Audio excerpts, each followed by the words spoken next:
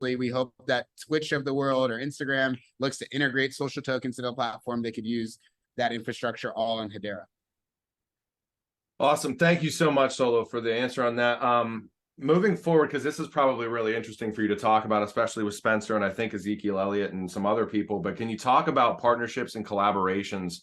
And maybe even, you know, because you guys had a massive achievement back in June, I think, with a 26 million raise. Partnerships, collaborations, and kind of what that raise looked like and what that kind of means for you guys moving forward with that type of an achievement. Because, I mean, 26 million is obviously quite a good runway for you guys to really try to deliver out value to the community. Yeah, absolutely. I would say from our perspective, there's a couple of things to consider. I know that regulatory environment has definitely been interesting over the last couple of months, even, you know, throughout the history of time within the asset class. And we're very, very sensitive to that. Myself, having an investment banking background and a traditional finance background, I'm very familiar with entities like the SEC and wanting to make sure that whatever we do is lawful, compliant, and want to make sure that we don't introduce any sort of added complexities or risks to the creators that we work with. I would also say too, the beauty of our platform is, you know, like I said, you know, having a co-founder like Spencer, being in the world that I was a Division I athlete myself. We know these influencers, we know the ways in which that they, you know, we know the pain points that they're looking to solve. And so it gives us a little bit more information when it comes to creating an ecosystem that kind of brings light to those problems and solves them in an efficient manner in the way in which that other platforms struggle to find. They have to do tons of market research that's only so good. They don't have the relationships to kind of get in the room and talk to these people, which has definitely been our biggest moat, I would say. And then in terms of, you know, how, you know, the raise and all those things, you know, we're super excited to have been able to close that. The market has definitely been, you know, not so forgiving to a lot of other people. There's definitely been a lot of attrition within our ecosystem and in the world of Web3. So thankful to continue to have the opportunity to continue fighting. But yeah, to your point, the idea of partnership is super important for us. And one of our taglines is for creators by creators. And we're very much so a product that's been designed with the creator in mind. Like you said before, you know, these Web2 solutions don't necessarily always have the right incentives. And so we want to hopefully shift some of that incentive structure back over to the power of the creator so that they can really capture the value they create. What's the as far as the team size that you guys have right now, how big is the team building out the application, or I'm sorry, the platform, you know, kind of the back office functions, or yeah, just as a whole, like how big is Calaxy's team at this point in time? We're about 15 internally, and then we also have a dev shop that we work pretty closely with that brings on another 5 to 8 engineers at any point in time. So the team at any point in time is 20, 22, 3 people at any point in time. So it's definitely a sizable team. But the big thing, definitely engineering heavy as well. But the big thing for us is at the end of the day, the most important thing that we do is going to be finding a user experience that meets the needs for these people and meeting them where they're at. I think when you think about us as a company, you know, our team is very diverse in the sense that you have myself with a traditional finance background, also entertainment industry, tangential, like you have Spencer, who's an entertainer himself. You have Rusty Matveev, our chief strategy officer, who came from Madison Square Garden Ventures. And so he has a very deep background and connections within the venture world.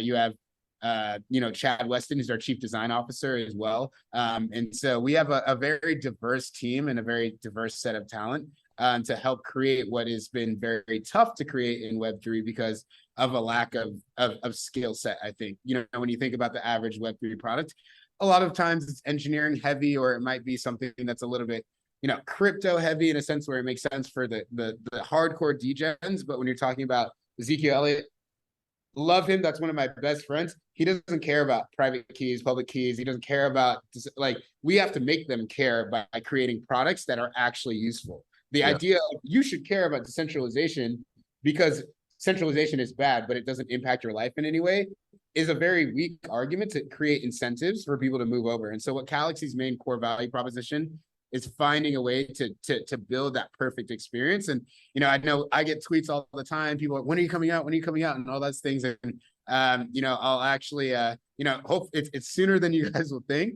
But the idea of building something like this it's just so tough, and you're going to lose a lot of people without having the right experience. And so we've definitely had the ability to take our time, and are thankful that the community has been behind us in doing that, because we're looking to bring a lot of activity to Hedera. We want to make sure that we do it the right way.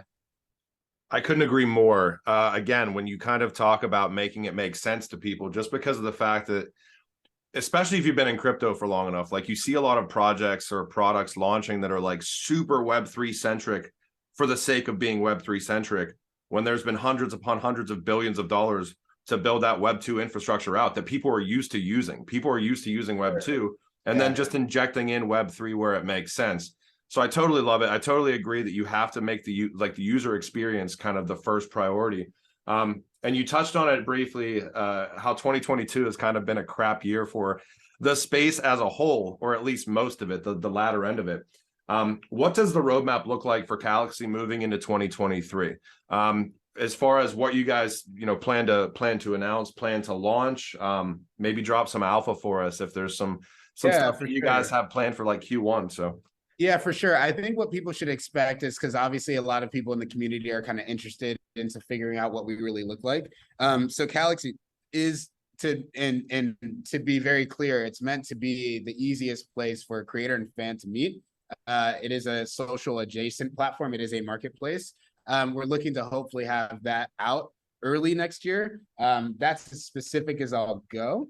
But we'll be pretty active on Twitter in the coming weeks and coming months to let the community be aware. But yeah, I think that's kind of the main thing that people should really look forward to.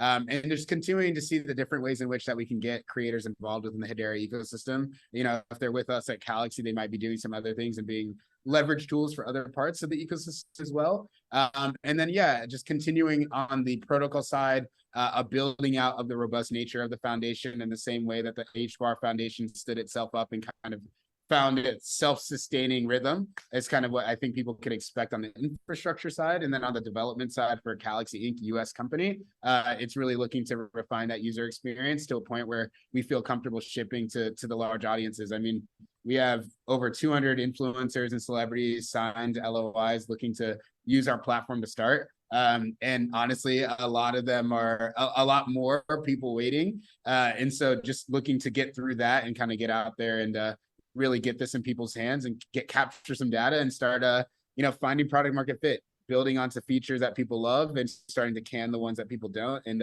really building the best, most sustainable platform for a long time.